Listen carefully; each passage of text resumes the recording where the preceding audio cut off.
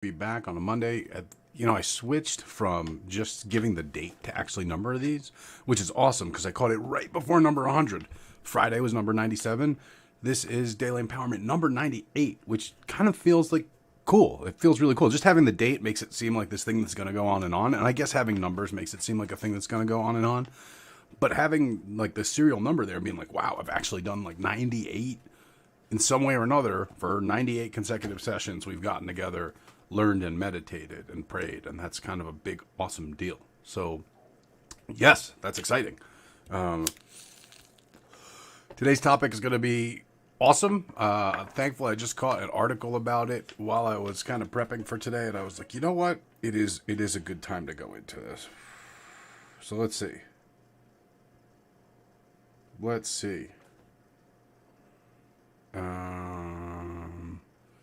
See if I can find the article. It's not necessary because I have videos queued up, but I got time to kill. Introception is the term we're looking for. Introception. And there's a lot of news coming out because there's been new studies that have been coming out. Here we go. So I guess I'll start by reading this article from The Guardian. It was published about a week ago, so August 15th, so 8 days ago. It says there's growing evidence that signals sent from our internal organs to the brain play a major role in regulating emotions and fending off anxiety and depression. We're going to get into the many roles that these play, but I'm just throwing out there. If you guys may remember, as we were looking at some of the Taoist internal alchemy practices, these all had to do with the organs, massaging the organs, moving the organs, and so this is it. So I'll read this article. If you're sitting in a safe and comfortable position, close your eyes and try to feel your heart beating in your chest. Can you, without moving your hands to take your pulse, feel each movement and count its rhythm? Or do you struggle to detect anything at all? This simple test is just one way to assess your introception, your brain's perception of your body's state, transmitted from receptors on all your internal organs. Introception may be less well known than the outward-facing senses such as sight, hearing, taste, touch, and smell, but it has enormous consequences for your well-being.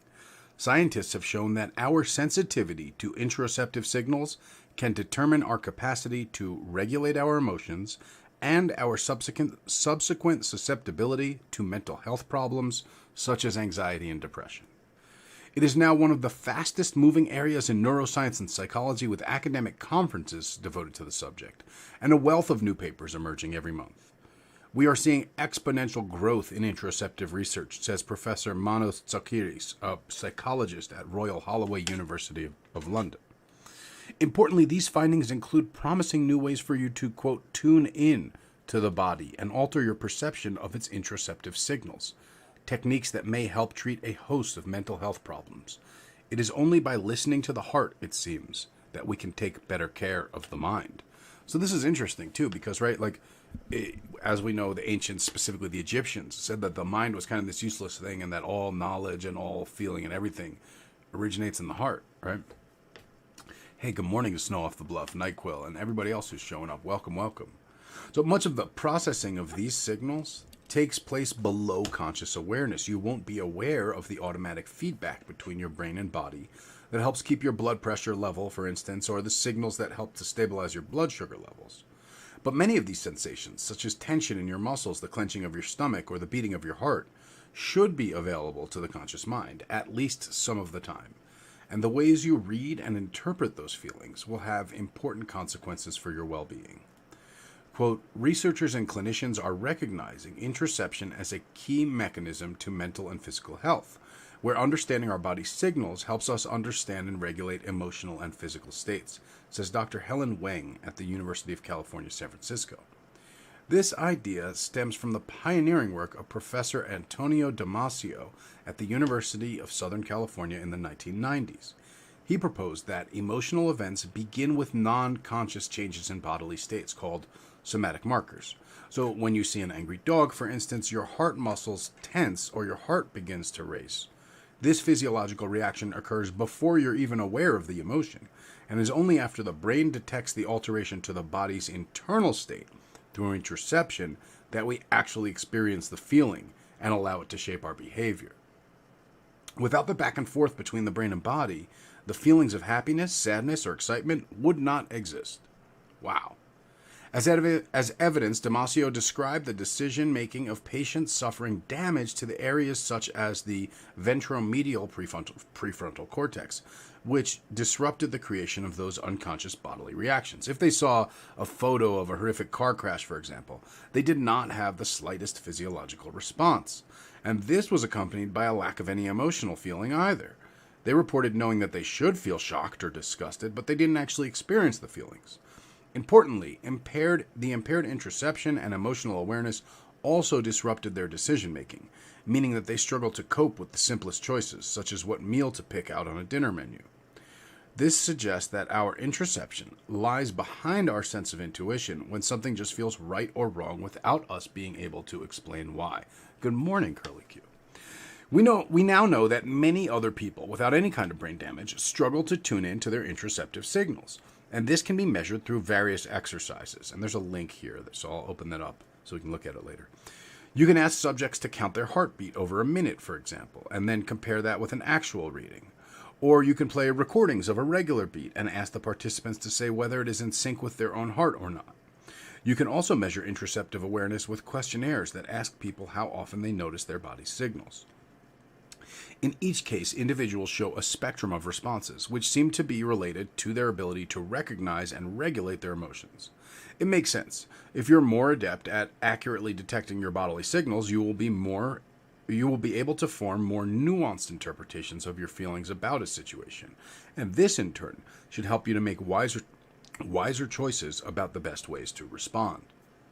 Such processes may play an important role in many mental illnesses. A large subgroup of people with depression, for example, often show poorer introceptive awareness on the heartbeat detection tasks. And for these patients, the reduced ability to feel their bodily signals may lie behind their sense of lethargy and emotional numbness, the sense that they can, quote, feel nothing at all. People with anxiety, in contrast, do report being attentive to their introceptive signals, but they don't necessarily read them accurately. They may misinterpret a small change in heart rate as being much bigger than it really is, for example, which can lead them to catastrophize their feelings and amplify their sense of panic. Professor Hugo Critchley at Brighton and Sussex Medical School points out that poor introceptive awareness can also lead to the sense of depersonalization and disassociation, which are early symptoms of psychosis and may be a precursor of their delusions. Introception helps us to form our most basic sense of self, he says, and it seems to be askew in these patients. New therapies. Therapies that aim to address these problems are still in their infancy, but early signs are promising. Critchley recently worked with 121 autistic adults, a group known to be at high risk of anxiety disorders, to see if improved introception could reduce their feelings of stress. Over a course of 6 sessions, half the participants were given repeated attempts at the heartbeat detection tasks, followed by detailed feedback on their performance. Those in the control condition, meanwhile, took part in voice recognition training, which was designed to help them detect the emotional overtones of people's speech, a test that could well be useful in their lives, but which did not specifically target their introceptive awareness. Reporting the results in The Lancet earlier this month, the team found that the introceptive training group showed markedly lower incidence of anxiety at a 3-month follow-up, with 31% completely recovering from their anxiety disorder compared to just 16% in the control group. It improved people's ability to recognize and decatastrophize their physiological responses, Critchley says. He tells me that his group has seen similar benefits in a more diverse student population, though that research has yet to be published.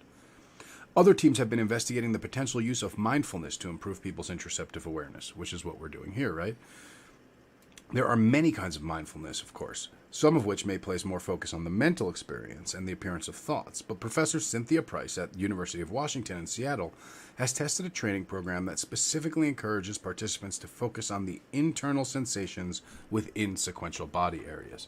Have you guys noticed that my camera just darkened out as I was sitting here talking? I have no idea why I did that. Let me fix that. But so hopefully this is sounding a little bit like what we're doing in meditation, right? At least some of our meditations, where we're really paying attention to the body and different parts of it, and coming to kind of hear its communications and be aware of it. With time, it is possible that new technologies Oh, sorry. She said, I scrolled without thinking. Okay. Her participants were people with substance use problems. The condition is often accompanied by poor emotion regulation, which can make it harder to avoid relapse. And crucially, many people report a sense of disembodiment that might contribute to their problem. Price's results so far suggest that the therapy successfully reduces symptoms of depression and cravings, and in a 1-year study, it significantly increased abstinence compared with those undergoing standard treatments. She hopes the practice could be beneficial for many other people. These skills should be helpful for anyone, regardless of whether they have a health condition. With time, it is possible that new technologies could ease this process. Sakiris, for example, has investigated a small non-invasive device that clips to the ear and delivers a mild electric current through the skin to the vagus nerve, which acts as a pathway between the gut, the heart, and the brain. In one experiment, Sakiris found that the gentle stimulation increased people's accuracy on one of the heartbeat detection tasks. It seemed to strengthen the communication between the brain and the body. It opens up the bandwidth a little bit, he says.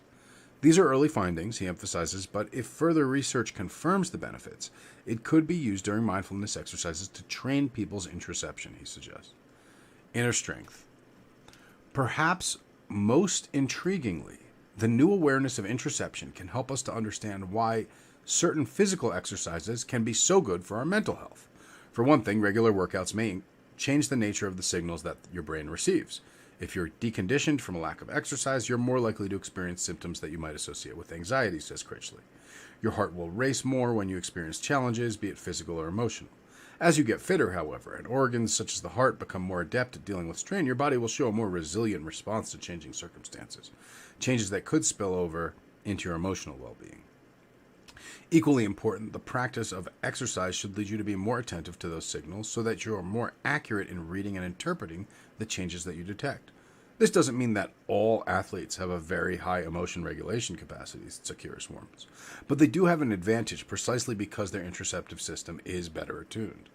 It's not just aerobic exercise that will help. Increasing evidence suggests that strength training can particularly effectively reduce feelings of anxiety. You might expect this to arise from the aesthetic improvements and the ego boost that comes from looking more toned, but the effects remain even if you control for visible changes in muscle size.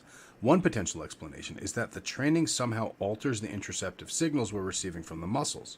By engaging with our muscles, we feel physically sturdier and more capable to deal with threats, and this bolsters our sense of self-esteem and mental resilience too. Interoceptive feedback from the muscles can tell you something unconsciously about what you could achieve in the world, explains science writer Caroline Williams, whose recent book, Move, explores the many ways that physical exercise can benefit the mind. After strength training, your body feels that it can cope, and so on some level, you feel a bit more in control of life. Interoception, it seems, is one of our most important senses, and by paying a little bit more attention to the signals it sends you, you may be healthier in body and mind. So this is really, really interesting, right? Because this is what we're training in meditation. It is why all these strange physical practices are parts of spiritual experience, because as we'll see in some other stuff, that interoceptive faculty, like your heartbeat and your ability to be in tune with your heartbeat, actually determines how your vision works, how your eyes perceive. Like what you see out there has to do with how in touch you are to your heartbeat. That's fucking crazy to me. And so all these, being in touch with our breathing, being in touch with our heartbeat, sitting and turning our organs and things like that is all training these faculties, building these up. And for those of you who have been with us for something like 100 of these, you guys have heard me talk about biofeedback and how, in fact, that with biofeedback, when we have a monitor in there, it's basically just expanding our interoceptive capacities.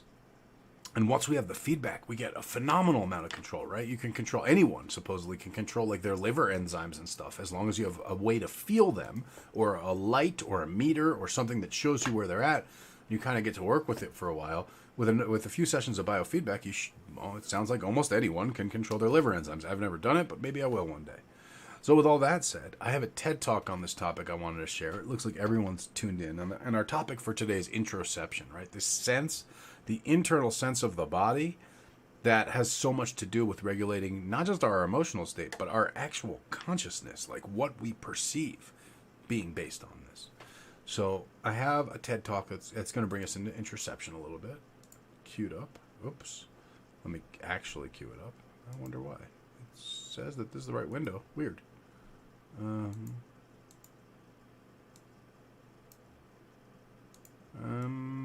Where's Dr. Sarah Garfinkel? I don't see her. I trust you guys don't see her either.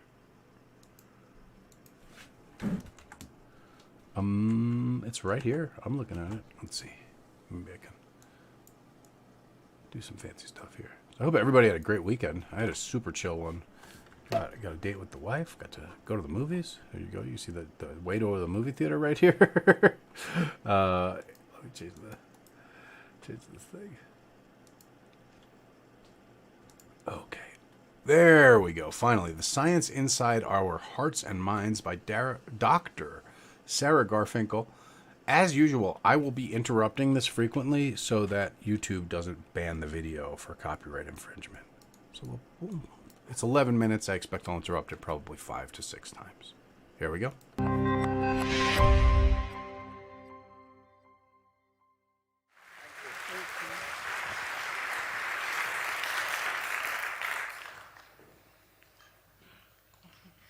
So every time our heart beats, it sends a signal to your brain. And this is what I think is so amazing about the complexity of our brain, that it's responding to the outside world. It's also responding to your hidden thoughts. And then simultaneously, it also has represented in its activity the moment-to-moment fluctuations and signals that are coming from your internal visceral organs. So as you sit here listening, your brain is activating with each heartbeat. And it's not just your heart. You have represented in the neural activity of your brain signals from the other organs as well. So you also have, for example, the slow wave of the stomach also being represented in your brains right now.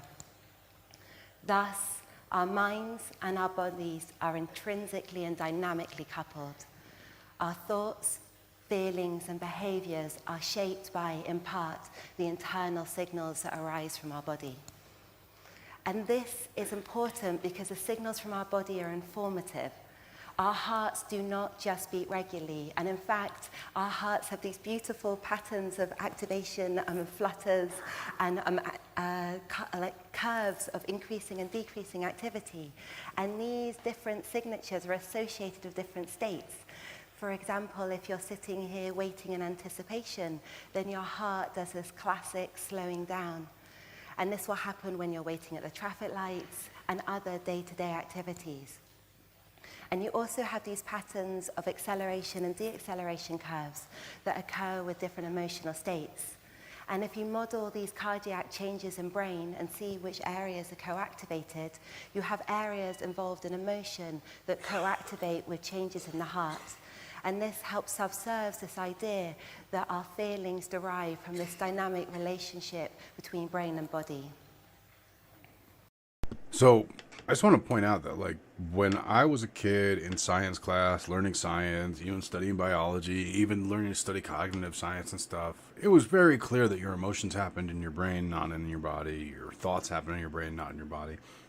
And it was always at odds to me with, you know, the Egyptian knowledge that, like, your heart is the seat of all knowledge, all thought and emotion. And here we see it, right? Like, really clearly, it is essential that a brain without a heart doesn't have much. And our senses thus fall into different categories. You have extroception, which is sensing the outside world. And this occurs through traditional senses, such as sight and also touch. These can be contrasted to proprioception, which is sensing the position of your body in space. And this too then can be contrasted to introception, which is sensing the inside world, such as your internal visceral organs, such as your heartbeats. And if you were to come to my lab, then I would sit you down and I would test how accurately you can detect when your heart is beating. And we can do this with different tests. For example, I would attach a pulse oximeter to your finger, and I might simply get you to count the number of heartbeats while you're at rest and see how accurate you are, or I might play you tones in sync and out of sync with your heart and see how well you can make these synchronicity judgments. And these are classic heartbeat detection tests, but my work shows that people don't necessarily have insight into how good or poor they are. So you might think you're guessing on every trial, but actually you might be performing perfectly at these tasks. And thus we can characterize individual differences in interoceptive accuracy and interoceptive awareness, and then see how these individual differences then map on to the way in which you experience emotion. And the role of the body in emotion has long been known. William James in 1884 theorized that it's a sensing of internal bodily sensations that gives rise to your emotional experience. That you're not afraid because you run, or you're afraid, it's the act of running which gives rise to the sense of fear, because it's the feeling of the pounding of your heart which gives rise to this feeling of fear. And we were able to look at this in the lab, doing experiments to test the way in which the detection of body sensations might increase your emotion. So those individuals who are more interoceptively accurate will feel emotions with a greater intensity. And as modern-day neuroscientists, we're also able to look at the neurocircuitry in the brain that underlie this. So if I put you in a scanner and get you to focus on your heart, then you'll see activated this area called the anterior insula. And the degree to which this is activated predicts how good you are at detecting your heart. So the more interoceptively accurate you are, the more activity you have in this particular region. And if I also get you to be emotional in a scanner and see which areas are underlying emotion processing in general, you also have this area activated. And a conjunction analysis of both emotion processing and cardiac monitoring particularly shows up this area, giving rise to the idea that this area is integrating bodily signals to give rise to the experience of emotion. Thus, I wish they would show us the area, like what was on the screen there, because then I could figure out how to use my brain shocker box to hook it up there, and that would be really cool. Hearts are able to guide our emotional experiences. Detecting these signals can influence the intensity with which we experience emotions. But what I really want to speak to you about today is the fact that our hearts tell us not just about how we're feeling, but our hearts can also be informative about how other people around us are also feeling. So, for example, in this particular experiment by Convalinka et al., they monitored the hearts of people who were undergoing particular rituals, in this case a fire walking ritual, where people need to walk over burning embers and coals. And they monitored the heart of the person undergoing this, and then they also monitored the heart simultaneously to a relative or a spouse or unrelated observer.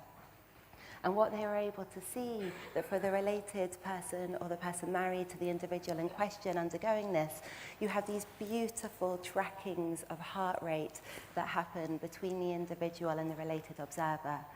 Thus, the cardiac changes that were occurring in the person going over the burning embers and coals were also expressed in the observer. And it's not just our hearts that can represent the state of other. It can also happen in other. That's profoundly powerful to know. I did not know that before. When I consider that your heart has a little lodestone in it, that your brain has a little lodestone, it has a bunch of little lodestones apparently, according to the post I just made. You know, we're starting to approach the rational science of rational theory of magic. Like that's crazy. You can actually control other people's hearts, or influence, we'll say, not control, because it's probably not under your control to start with. But that's profound. Other physiological signatures, such as the eyes. And one of my favorite experiments by Neil Harrison and Hugo Critchley was they monitored the eyes of people, and they also got people to look at faces. And these faces depicted all different emotions, happy and sad, and then they manipulated the pupil size of the faces. And they found that small pupil size was particularly associated with sad faces. And if a sad face had a smaller pupil size, then people judged those faces as sadder. But then what I think is so beautiful is that when they were monitoring the pupil size of the observer, their own pupil size got smaller as well. And this happens specifically in sad faces. Thus, this physiological signature of sadness, which is a smaller pupil size, then happens in the observer, such that they're not just saying or feeling sad for the person, they're actually to embody and feel that feeling themselves. Their body is adopting the physiological signature of sadness such that they experience it too. And in our search to understand these mechanisms that underlie emotion, we can see how maybe populations and individuals who process emotion slightly differently may have different channels of information. And a lot of my work at present is working with people with autistic spectrum conditions. And people with autism can have trouble sometimes understanding their own emotion and the emotions of others. And my work with these individuals show that they're also impaired in their capacity to accurately detect internal bodily signals such as their heartbeats. But focusing on this gives you part of the story, which is potentially this is a mechanism through which emotion processing is potentially impaired in these individuals. But it's only part of the story. And actually, if you monitor their body and monitor their body while other people are experiencing emotions or pain, then people with autism have a body response which shares the emotions with others. So, for example, Gu et al. Did an experiment where people had pain stimuli applied to them and people watched this occur. And people with autism had an embodied skin conductance response that represented pain of the other person in themselves. So thus they were having an embodied empathetic response. But not being able to detect these signals accurately also comes with a cost. So some of our work is also looking at anxiety and showing that errors in interoceptive processing predicts higher anxiety symptomatology. I can just report, I don't know, anecdotally, right, that my own experience doing things that have increased my interoception, particularly meditation, and especially using float tanks. I don't know if we've talked, maybe we'll do a whole episode about float tanks. But I'm a very, very, very big advocate and believer for float tanks, what they call sensory deprivation tanks. And for lengthy periods of time, I've done a number of overnights. It's been a long time. I really haven't done it in a couple of years, certainly since before COVID. Haven't done it in a couple of years. I got to get back and do a long float. But yeah, going in a float tank for a number of hours where basically all your extraception is shut off, right? Because it's dark in there, you have earplugs in, you actually don't really feel temperature because the water is exactly like 98 degrees. So it's exactly the temperature of your skin. There's not really, you have earplugs, so you have sound. There's not really any smell, or I guess you get used to the smell. And you're floating, so you don't even really have gravity. You're not really like touching anything. And you're, of course, totally naked, so you don't feel like clothes, nothing. And you just, all your extraception just zeroes out. And you just, your interoception gets very loud. Like you get woken up by your heartbeat. Like, you fall asleep and get woken up by your heartbeat. So it's just an interesting way to give yourself a clearer signal, get the, make it easier to tune in. Apology.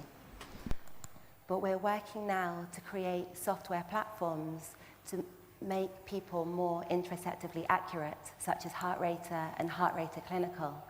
And we're giving people tools to be more precise in detecting their internal bodily signals and showing that this can increase their accuracy and also potentially decrease their anxiety.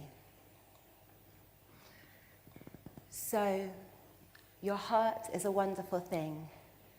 If you perceive it accurately, it can help you have lower anxiety levels, providing you just notice it's your heart. And this precision of detecting internal bodily signals can also help you experience motions more intensely. But the thing that I really want to stress today is that your heart can inform you not only about your own emotions, but also about the emotions of those people around you. that our hearts and our bodies can represent other people's joy, sadness, and fear within ourselves. So in this search for utopia and in trying to understand how we build communities, I believe that we build communities by building bonds between people. And one of the ways this can happen is through our physiological signals representing the emotions of others. So pay attention to your heart. It will help tell you how you're feeling, but it will help you experience other people as well. Thank you. So I think fascinating, right? Like, I think this really, as Snow Off the Bluff says, embodied cognition is way more acknowledged now. But I think the ability, so the fact that we process that way is definitely way more acknowledged now than when I was a kid. And it's still, I feel like, poorly understood. The fact that we can become fit, and this has been a hypothesis I've stated before, so I'm glad to see it verified by an expert. The fact that, I can transmit an emotion to you by transmitting a physiological state to you that will then replicate the emotion in you, that's news to me. At least the verification of that is news to me, and I find that fascinating. So I want to check out another video on this phenomenon because, again, this is something I've thought about. Hey, Esmeralda, thank you for the like. It's so good to see you. I've thought a lot about this phenomenon. I didn't know the term. I was unfamiliar with the term introception. I was unfamiliar with some of these details, as I said. But now my gears are certainly spinning, right? Because I think this is, to a large degree, that ability to engender the interoceptive response in someone else is, I think, what they call personal magnetism. Because that would make a lot of sense.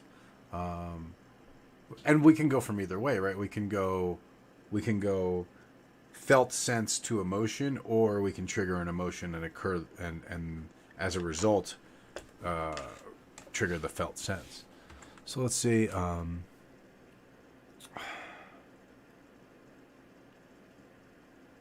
So this is her, same lady, Sarah Garfinkel. She's cool. She seems to be an expert. Let's see what the context for this talk is, though. So this is like the medical school, though it's only 18 minutes. That sounds good. What's this, though? I don't know. Let's see what this one says. And so the less... Oh boy, it's exactly 33:33. So this is what I want to get into, how introception affects senses. But I would like to have something a little more brief and something a little more... Oh, cool. This one has to do with meditation. Let's do this, guys. What do you think? Yeah? Oh, and look, this one's for float tanks. That's cool. But here, let's try it.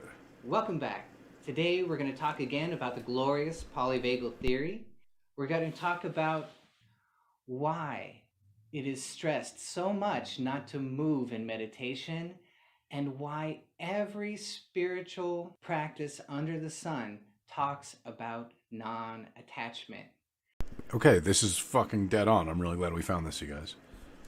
So we're going to unravel those mysteries and explain them with your own neurology using the polyvagal theory. So get ready.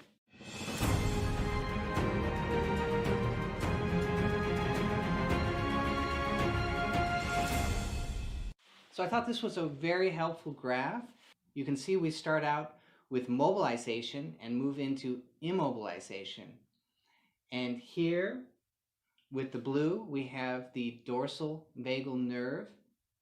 And here, in the red, we have the ventral vagal nerve, the social nerve. So I assume there was some pre-stuff that we haven't seen, but so we'll go dorsal vagal nerve. Oh, well, there was dorsal versus ventral vagal nerve. That's what we need. Yes, sir. Yes, sir. Images, please. Thank you, Google. Okay.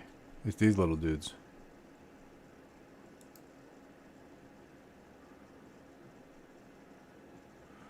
Trigeminal nerve. So that's up in your sinuses. Right? Is that correct? Yeah, there it is. Oh, shit. Oh, look at this spooky chick over here. Over on the right. I love that they left the hair ghosted on there. That's very silly. So the dorsal's in the lower half, and the ventral's in the upper half. Polyvagal theory. This seems to be at least for brand strategy. Jeez Louise. I told you guys, they're fucking in us deeper than we'd be thinking. Yeah, it's right there. It's right there. I think it's how you do, like what makes knockouts happen. Let's see if I can find another picture of it. I feel like this is going to be quite the rabbit hole for me. Oh yeah, this is definitely going to be quite the rabbit hole for me. All right, we'll get to this later. Back to the video. If anyone knows a lot about this, please start dropping science right now. The dorsal vagal nerve is the nerve of freeze. So we have freeze here, right? The ventral vagal nerve is the social nerve. So we have social interaction and intimacy. So it's stressed very much in meditation that we should not move. And the reason that is so very important to getting into a deep meditation is because you're actually getting into your dorsal vagal nerve. Now, when you're wondering which nerve should I use for meditation, very simple. Look at a picture of your spine and you'll see it is the dorsal nerve that goes straight up into the medulla and the limbic brain. Now this is very important for us. The medulla is the breath center. It affects the breath and it affects the heart directly. No other point affects it so directly. That is the point in the brain that we are most interested in. For example, Kriya Yoga is a medulla-centric technique. People often think that the spiritual eye in the front of the forehead, named the Kutastha, is the Ajna chakra. And that's a big mistake. The Ajna chakra is actually the medulla and everything that is stacked right above the medulla. That is the Ajna chakra. It's not in the front of the face. That is merely a reflection of what is in the medulla. So we can see it in the front here. We can see light, and it will appear as if it's right in front of us. But that is a reflection of what's actually going on in the back of the brain. So the entire nervous system is very reflexive. This is really fascinating. As a friend of mine pointed out, you can see this in reflexology, in acupuncture, in shiatsu. The body is very reflexive. So you're wondering, which is the nerve that I'm going to meditate with? The most important nerve in your body is the dorsal vagal nerve. It's the one that goes into the medulla and into the limbic brain. And the limbic brain is where we feel all of our emotions. That's where all of our memory is held. The limbic brain is very important in meditation. So, everybody says you have to sit very still. Now, why? Why do we have to sit so still? Because we're getting into the dorsal vagal nerve, which is the nerve of freeze. So very important. When we move in meditation, it's not the end of the world. We can get back into the dorsal vagal nerve, but when we move, we're moving into mobilization, we're moving into social interaction, we're moving into the ventral vagal nerve. Or possibly, if we're frustrated and we move in meditation, we could be moving into the sympathetic nerve. So that's not the nerve that we're looking for. The nerve that we want is the dorsal vagal nerve. So what is this freeze that we're trying to get into in meditation? What is it akin to in everyday life? It's akin to sleep paralysis. That's when you first wake up, the beta brainwave has come back to life, but you're not yet into the social nerve. And so you don't feel like you can jump right out of bed because the energy is not in that nervous system just yet. And so you're awake, but you're not moving, and you feel like you can't because you're not in that social nerve. you're in the dorsal vagal nerve. And so you feel frozen.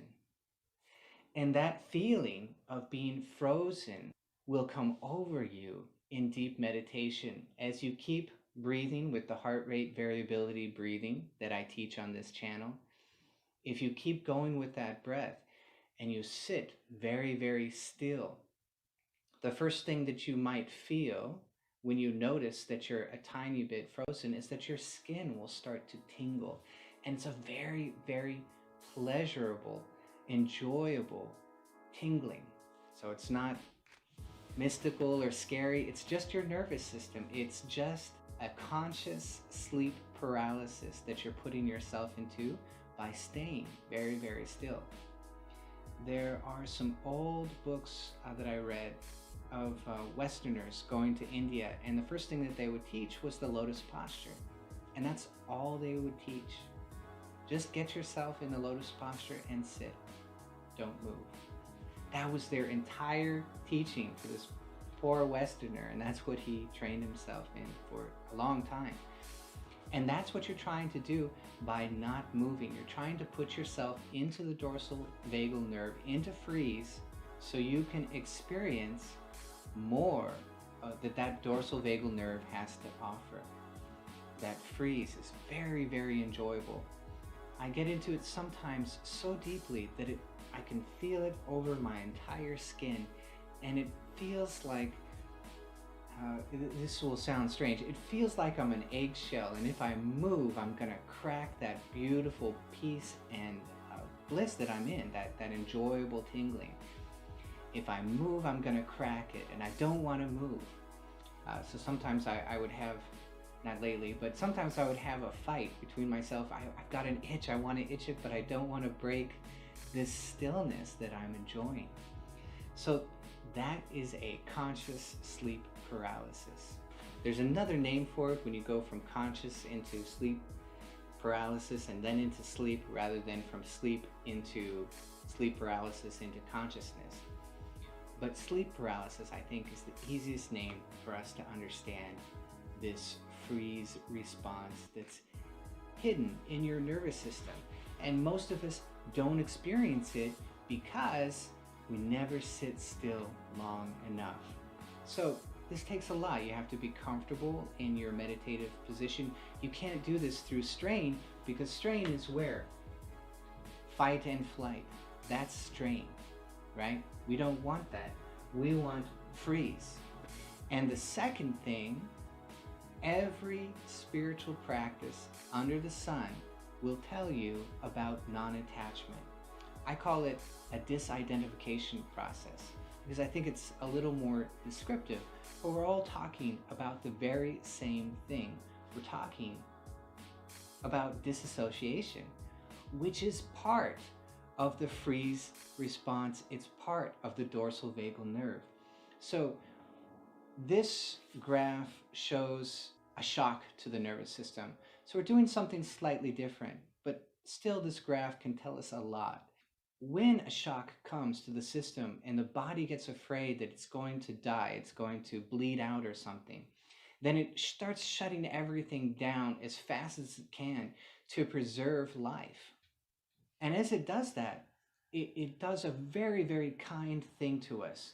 It says, maybe this is the end, and so I'm going to disassociate you from everything that's going on so you don't freak out, right? Because we're trying to calm down, we're trying to shut things down, and I don't want you to freak out during this process. That's not productive, it's not helpful in this situation.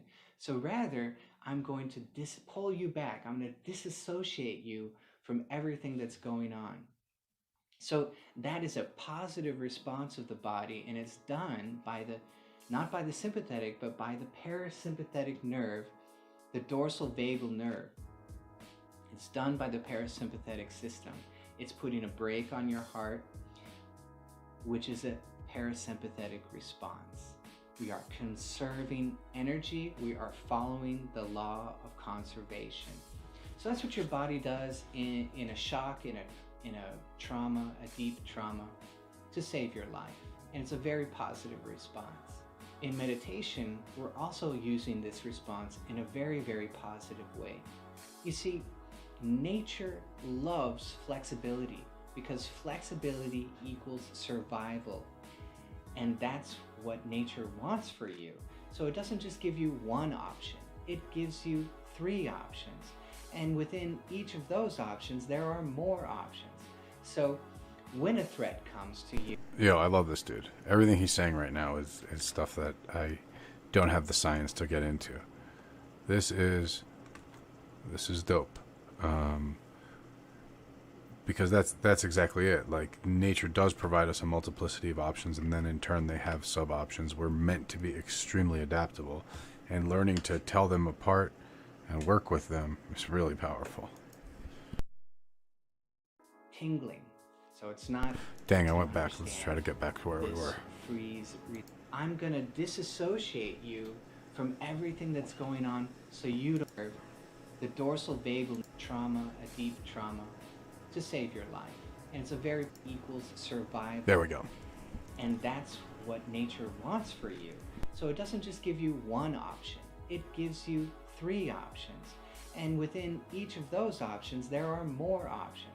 So when a threat comes to you, it says, well, you could go into fight, you could go into flight, you can go into immobilization, whichever is going to be the very best for you. You can also use the social nerve. So you have all these options open to you. And the thing that we're doing in meditation, we're just using one of those options in a very deep, relaxed manner, a very, very deep application of the conservation of energy. But each of these nerves has its place, and we shouldn't look at any one of them as bad.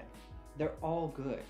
They're all necessary for nature and life and survival, right? There are times where we got to jump up and move. Something's coming at us, right? There are times where we have to fight for what we believe is right.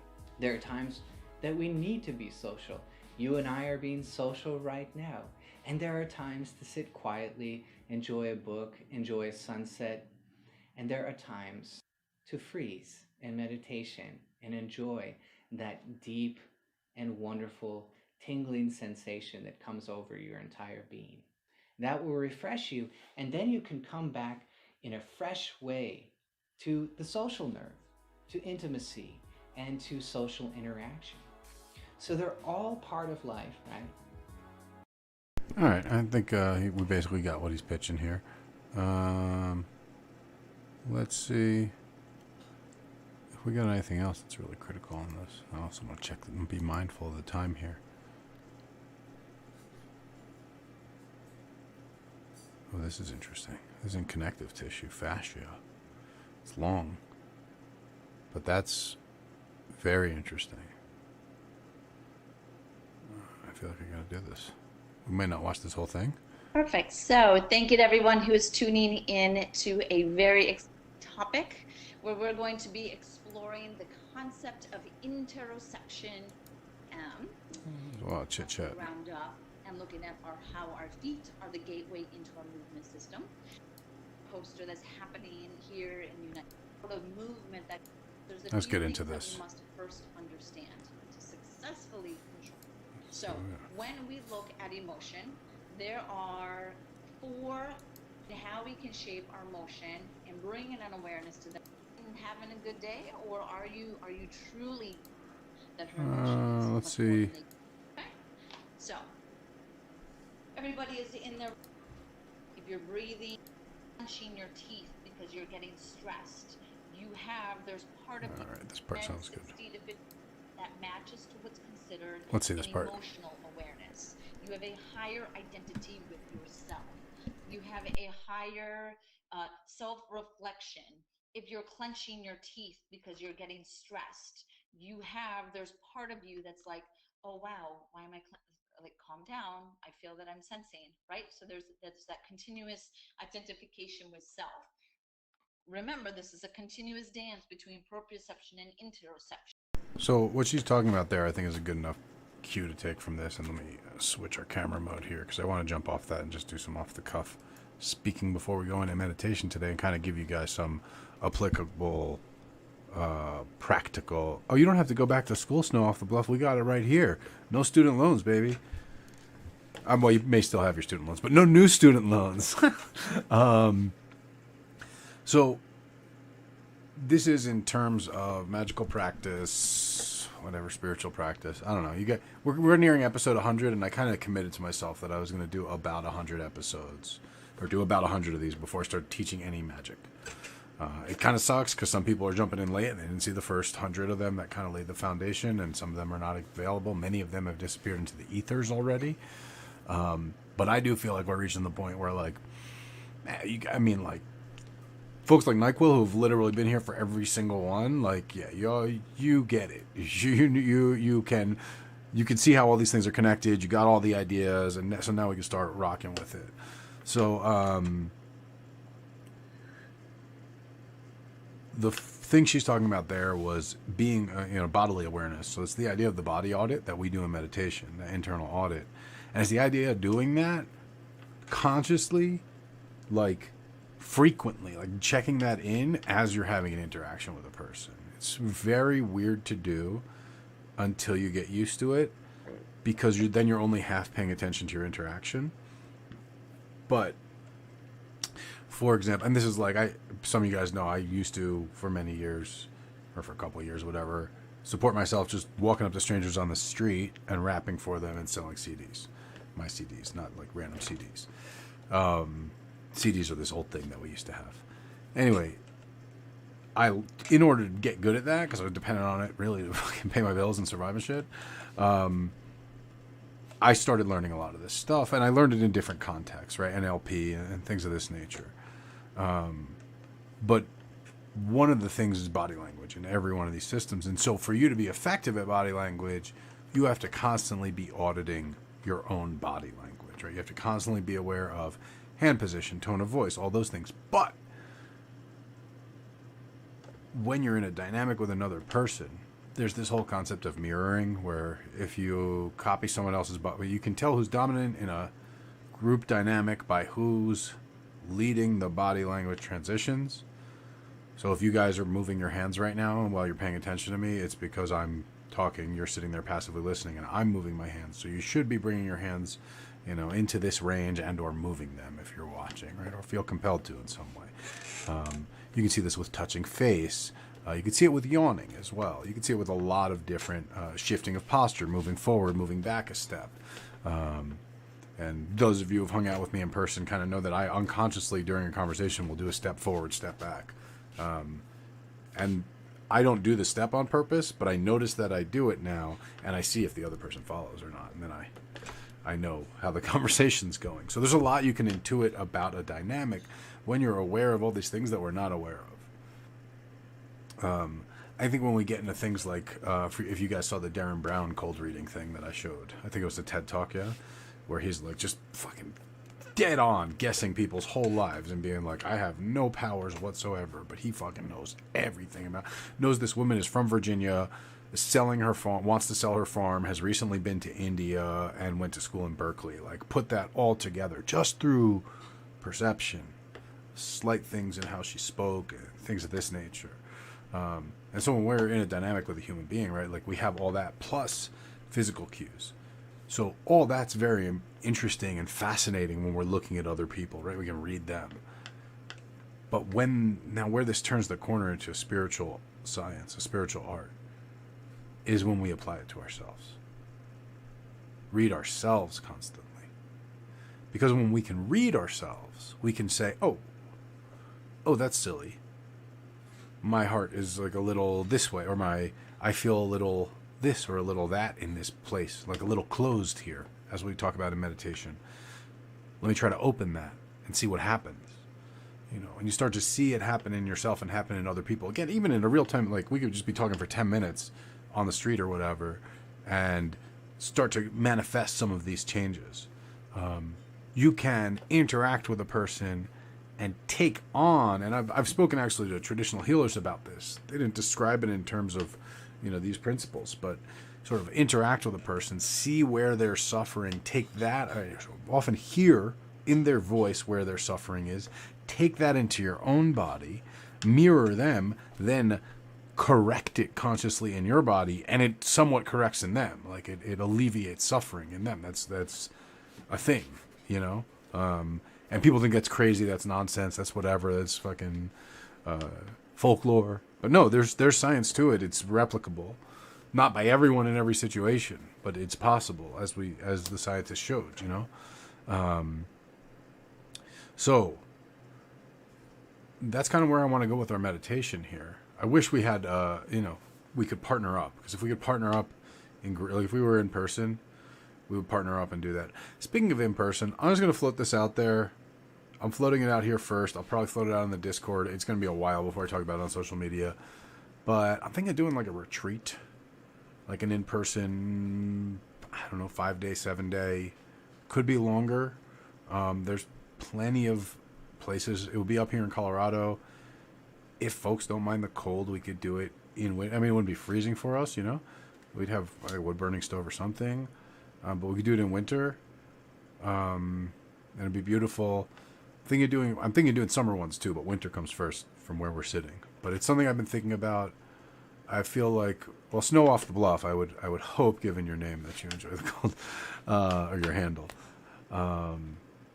It would be like a thing, I don't know, like 7 days all-inclusive or 10 days all-inclusive. It's something I've always wanted to do. I've been to many of them over the years, and none of them have been what I was looking for. All of them have been a little bit too floofy, doofy. Well, I'll be honest with you. Most retreats want to attract as many people as possible.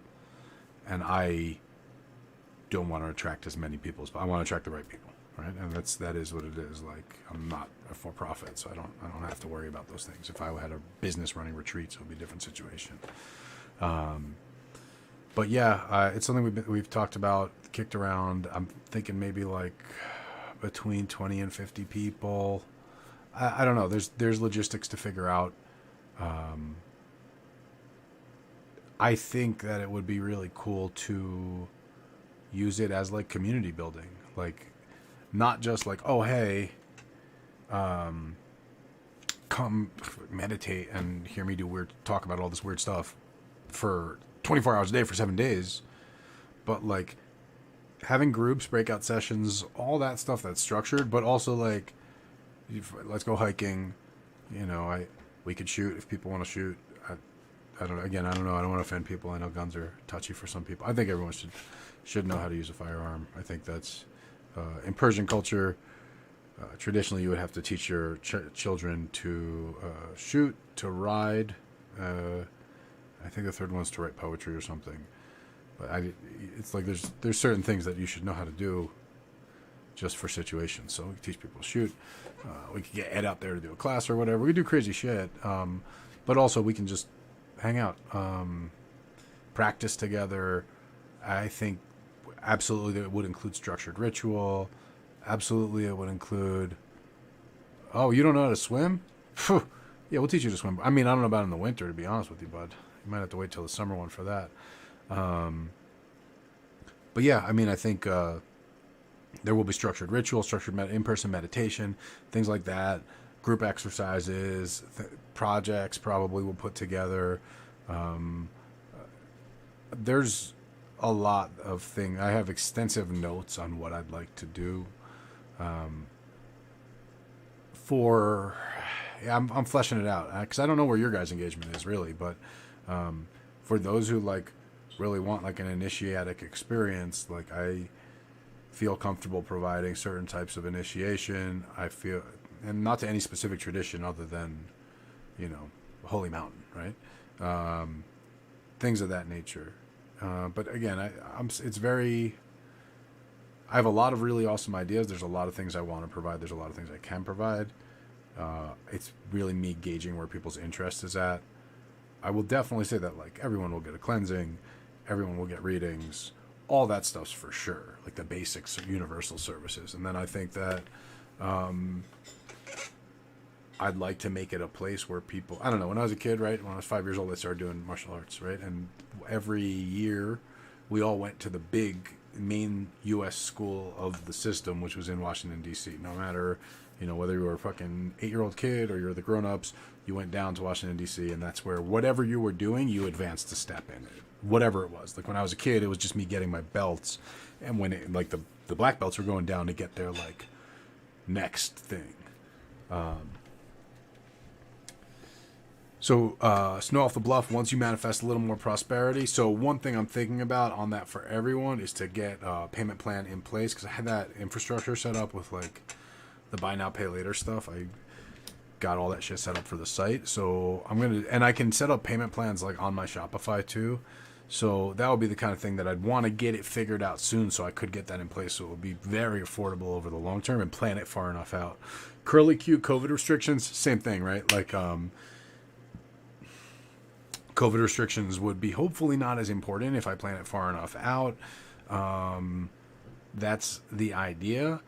I think, I don't know, the events that I have gone to, I've gone to a number of live events, like in-person workshops and classes.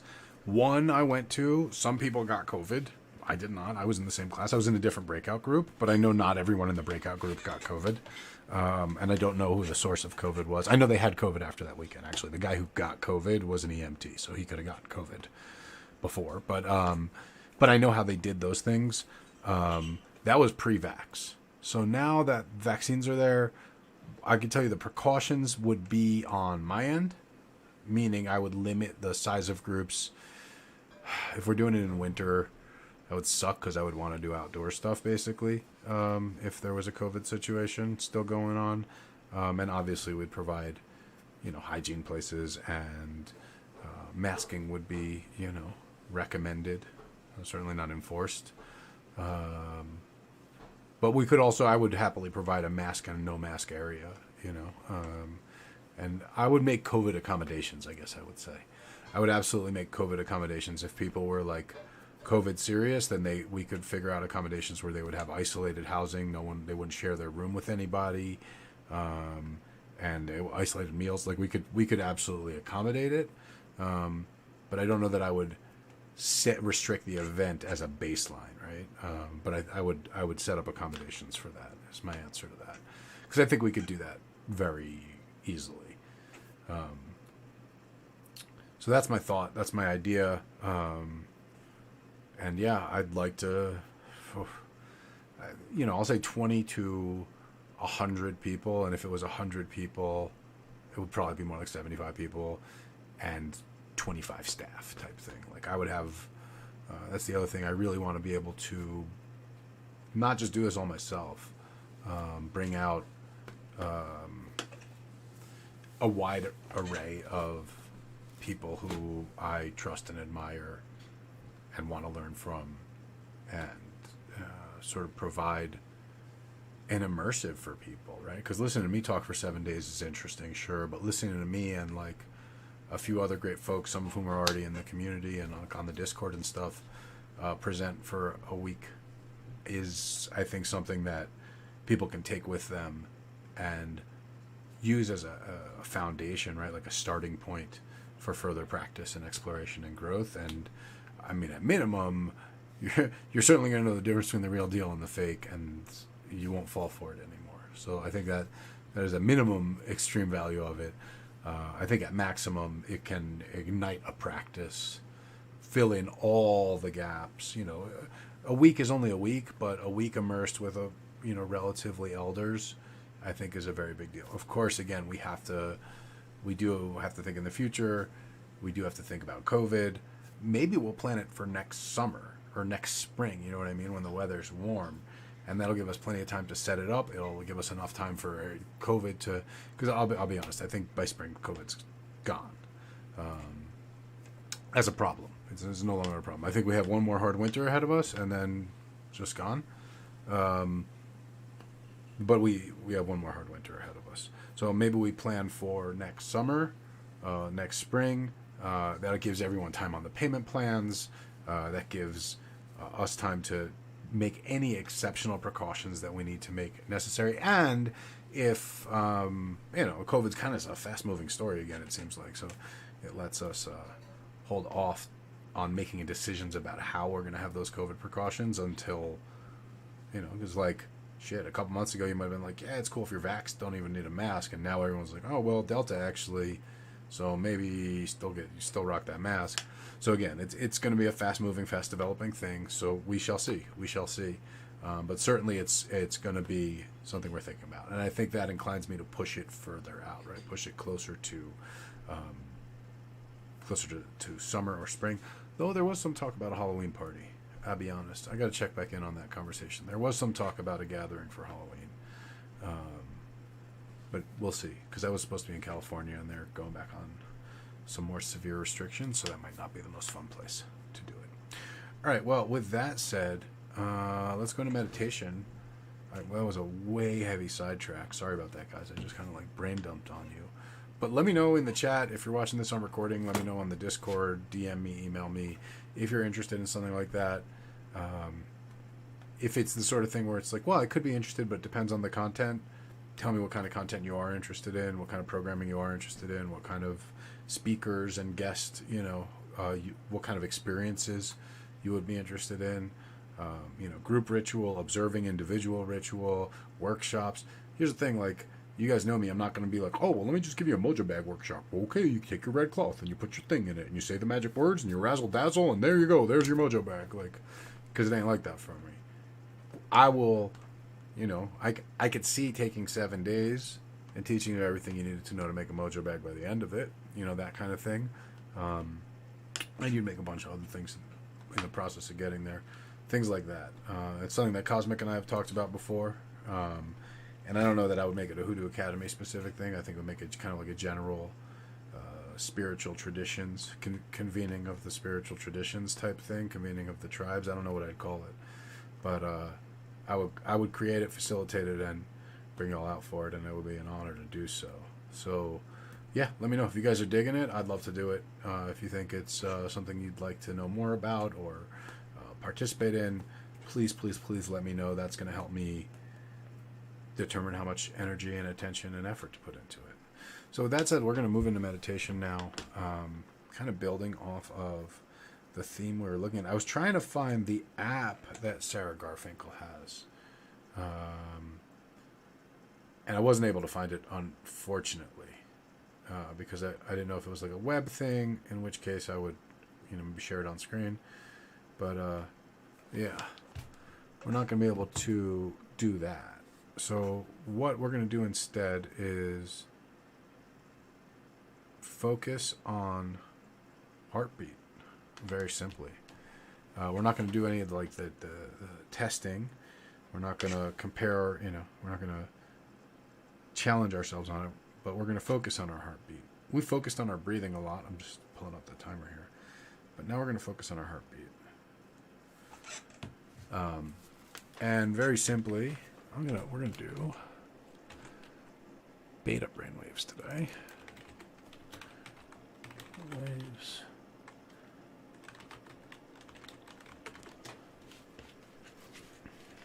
And when we do beta brainwaves, we are going to focus on our heart rate, heartbeat, and get as in tune with it, as aware of our heart, the feeling and sound of the pulsing heart in our chest as possible for 10 minutes. There's no advanced instruction. There's no complicated challenge. Curly Q, yeah, exactly. Lisa and Sam from Discord is hands down. And I have already kind of preemptively asked her, not in that context, but yeah, Lisa, of course, definitely. She's exactly who I had in mind. And a couple other folks who I've kind of chatted with over the years about the idea. And it's, to be honest, it would be helping me develop.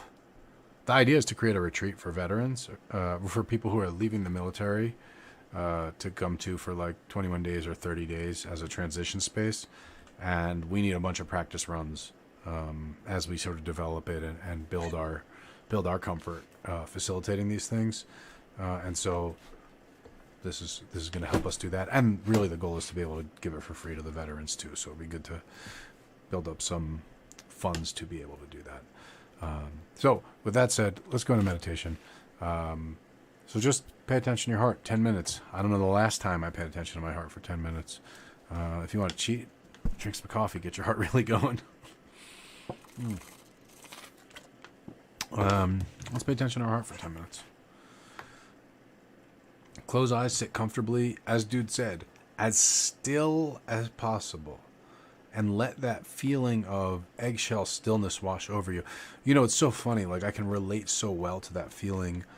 My early, like, young, under 12 years old, probably under 10 years old meditation was all about that state, laying on the ground and achieving that state, laying against a tree and achieving that state especially against a tree. So, yeah, just get that stillness where your body, the stillness of your body feels like a fixed state that you would disturb to move, and focus on your heartbeat. And I'll see you guys in 10 minutes. Here's the beta waves.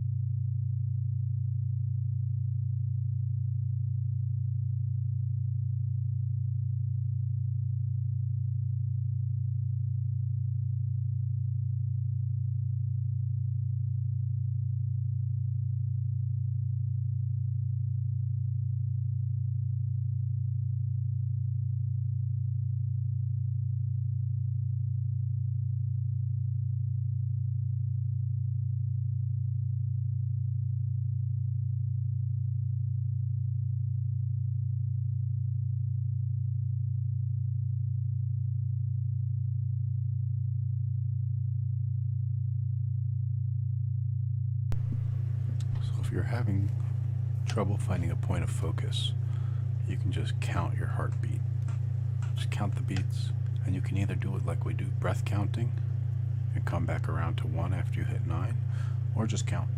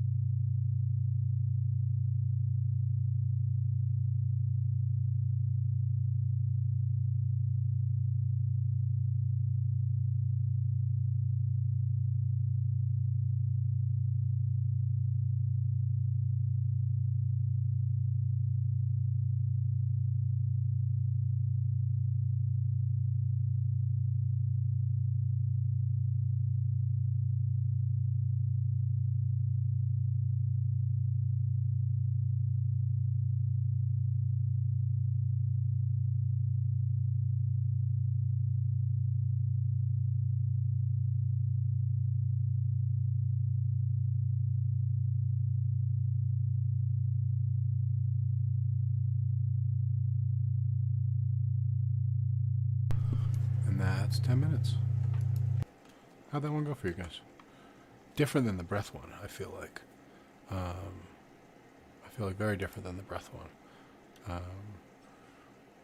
Who was able to find your heartbeat? Who was not able to find your heartbeat at all? Let me know. How did it go for you? Let me know.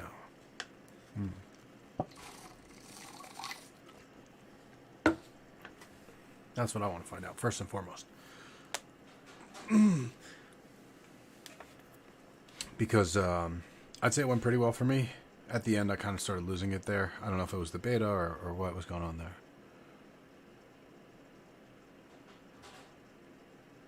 Caught heartbeat multiple times. Cool. Couldn't keep it. Yeah, lost it a couple times. But very cool. All right.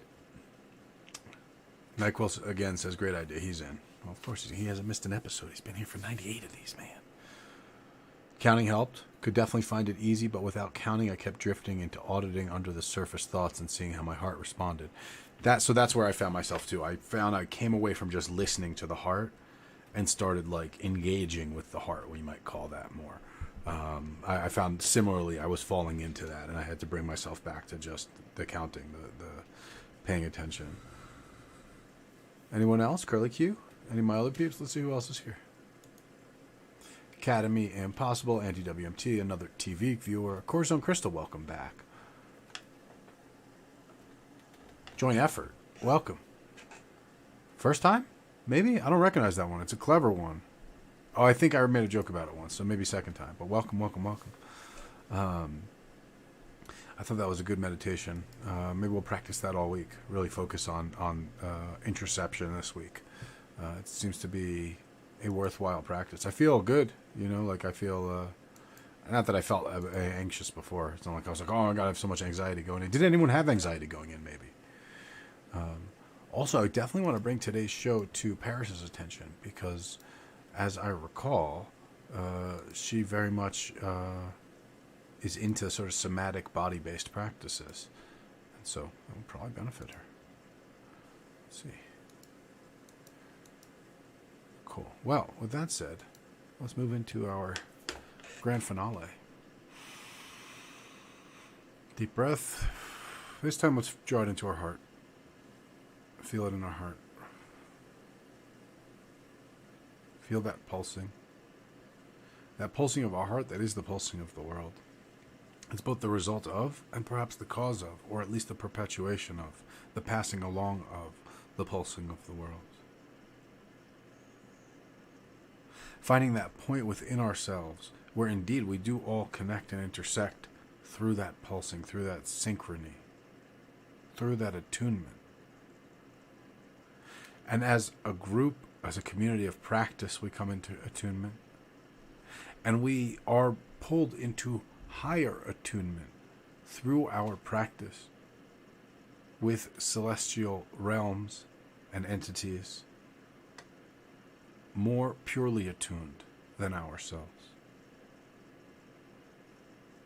And so we grant our focus and our mindful attention to those rhythms, to those tunes and tones, that we may be on key with them, that we may be on time with them and with one another, such that as a giant battery of perfect clocks, we can bring all of creation into further attunement, into harmonious balance, and into a peaceful ascension. Taking another breath and drawing into the heart, we recognize the presence of our Creator and of every subsequent effect and cause which has led to our beings. Our ancestors, this material world, and the chain of spirit and soul that lead these things to be placed here for us at this intersection,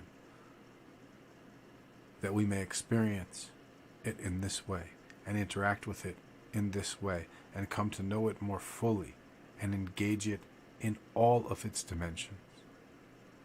Let us proclaim our gratitude and our humility before the great mysteries that this interconnected web of perpetuated reality represents,